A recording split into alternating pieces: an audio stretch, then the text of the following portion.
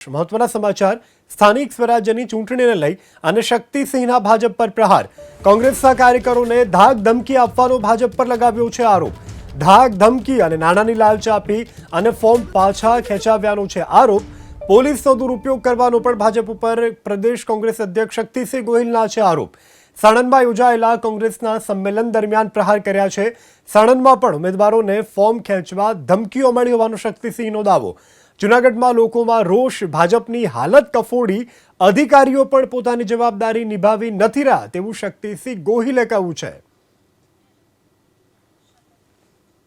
લાખો રૂપિયા આપવાના બીજી તરફ પોલીસને દુરુપયોગ કરીને ધાકધમકીઓ ઘર પાડી દઈશું તમારા કોઈ સગા સંબંધી નોકરીમાં છે તો બરબાદ કરી દઈશું 82 વર્ષની એક માં રડવા બેઠી કે મારા દીકરાને મારી નાખશે એવું ભાજપવાળાએ કીધું છે અને ફોર્મ પરત ખેંચી લેવું પડે આ લોકશાહી નથી છતાં મક્કમતાથી હા થોડા ખેંચાયા અને એના માટેના કારણો પણ મેં આપને કહ્યા પણ આટલા બધા ધાક ધમકીને લાલચની વચ્ચે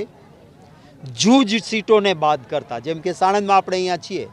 28 સીટોમાં દબાણ હતું માત્ર 2માં ફાયવાએ 26 ઉમેદવારો અમારા લડી રહ્યા છે જૂનાગઢમાં લોકોનો રોષ ફાટી નીકળ્યો હતો ભાજપની હાલત કફોડી છે ત્યારે ત્યાં અમારા કેટલાક ઉમેદવારોને ઉમેદવાર ન ફૂટે તો એના ટેકેદારને ફોડો દબાવો ખરીદો આ ધંધો કરીને અધિકારીઓએ પણ એમની જવાબદારી ભાજપના પ્રેશરમાં ટીસ્ટાથી ન બજાવી